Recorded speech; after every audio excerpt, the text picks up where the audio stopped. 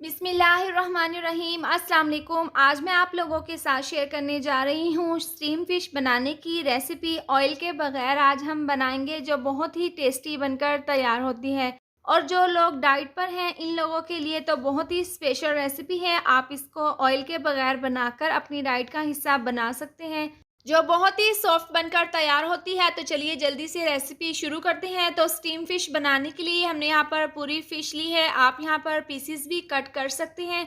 तो सबसे पहले हम इसके ऊपर लेमन जूस लगा देंगे। तो पहले हम ऊपर की साइड पर 2 से 3 चम्मच हम इसके ऊपर इस तरीके से लेमन जूस लगा लेंगे। इसके बाद हम इसकी साइड को चेंज कर देंगे और दूसरी साइड से भी हम इसके ऊपर अच्छे से लेमन जूस लगा लेंगे।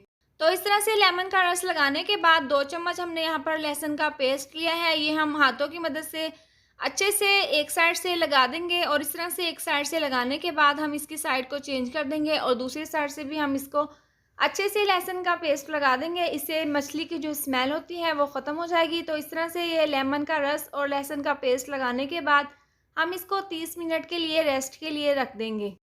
इसके बाद हम मसाला तैयार कर लेंगे। तो 1 चम्मच पिसी हुई लाल मिर्च, 1 चम्मच कुटी हुई लाल मिर्च, नमक आधी चम्मच, नमक हम यहाँ पर कम ही रखेंगे, और आधी चम्मच हल्दी पाउडर। 1 चम्मच भरकर हम इसके अंदर धनिया डाल देंगे। धनिया हमने यहाँ पर मोटा मोटा सा कूट लिया है। और ये डालने के बाद 1 चम्मच हम इसके अंदर पिसा हुआ गरम मसाला डाल देंगे और 2 चम्मच हम इसके अंदर डाल देंगे अजवाइन के। इससे बहुत ही अच्छी सी खुशबू आएगी जब हम फ़िश को स्टीम करेंगे। ये तमाम मसाले डालने के बाद हम इसको अच्छे से मिक्स कर लेंगे। मसाले हमने यहाँ पर बहुत ही सिंपल से रखे हैं और इस तरह से ये तमाम मसाले हम अच्छे से मिक्स कर लेंगे। फ़िश को लहसुन का पेस्ट और लेमन का रस लगाकर रखे हुए 30 मिनट हो गए हैं। इसके बाद जो हमने मसाला तैयार किया था वो चम्मच की मदद से हम इसके ऊपर इस तरीके से लगा लेंगे। एक साइड से लगाने के बाद हम इसकी साइड को चेंज कर देंगे और दूसरी साइड से भी हम मसाले से अच्छे से इसको कवर कर देंगे। तो दोनों साइड से हमने अच्छे से मसाला लगा लिया है। इसके बाद हम दोबारा से इसकी साइड को चेंज कर देंगे और जो हमने इसके अंदर कट्स लगाए हैं, इनके अंदर भी हम अच्छे से मसाला भर देंगे। आप यहाँ पर चम्मच की मदद से या फिर हाथों की मदद से अच्छे से मसाला इसके ऊपर सेट कर लें और कट्स के अंदर हम अच्छे से मसाला लगाएंगे, ताकि जब हम इसको स्टीम करें तो इसका मसालों का फ्लेवर अच्छे से अंदर तक चला जाए और अंदर से ये फीकी ना रहे।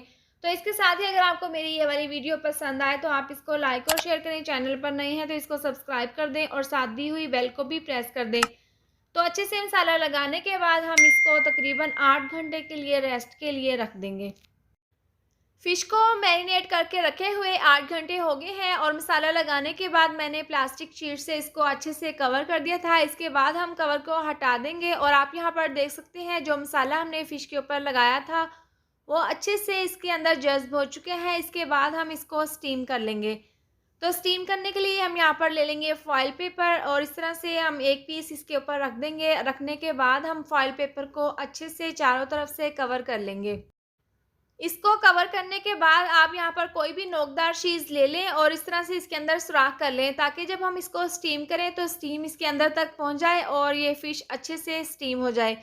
तो इस तरह से हमने यहाँ पर दोनों पीसेस जो हैं वो अच्छे से फॉइल पेपर में कवर कर ली हैं। इसके बाद एक बड़ी सी कढ़ाई में हमने पानी तकरीबन 2 से 3 ग्लास गर्म करने के लिए रख दिया था पहले। इसके अंदर हम रख देंगे इस तरह का स्टीमर और ये रखने के बाद दोनों पीसेस हम इसके ऊपर रख देंगे और इसको कवर करके तकरीबन 40 से 45 मिनट के लिए हम इसको स्टीम कर लेंगे। फ़िश को स्टीम हमने 45 मिनट के लिए कर लिए हैं और 15 मिनट हमने पहले तेज़ आंच पर इसको स्टीम कर लिया था। इसके बाद हमने नीचे से आंच को स्लो कर दिया था और बाकी के 30 मिनट हमने स्लो आंच पर इसको अच्छे से स्टीम कर लिया है। तो यहाँ पर मैं आपको फॉइल पेपर खोल कर दिखा देती हूँ। बहुत ही ज़बरदस्त, बहुत ही खुशबूदार ये स्टीम फ़िश बनकर तैयार हुई है। आप इसकी लुक चेक कर सकते हैं कितनी ज़बरदस्त है। इसके बाद हम डिश में निकाल कर इसको गर्मा गर्म सर्व कर लेंगे। बहुत ही मज़ेदार गर्मा गर्म स्टीम फ़िश बनकर तैयार है और ऑयल के बगैर हमने इसको बनाया है। आप अपने घर पर इस रेसिपी को ज़रूर ट्राई करें। वाकई में ही बहुत ही टेस्टी बनकर तैयार हुई थी। उम्मीद करती हूँ आपको मेरी ये मज़ेदार सी रेसिपी ज़रूर पसंद आई होगी। तो ये थी हमारी आज की वीडियो। अगर आपको मेरी ये वीडियो पसंद आई हो तो इसको लाइक और शेयर करें। चैनल पर नए हैं तो इसको सब्सक्राइब कर दें और साथ दी हुई बेल को भी प्रेस कर दें, ताकि मेरे आने वाली हर नई वीडियो का नोटिफिकेशन आपको मिलता रहे। अल्लाह हाफ़िज़।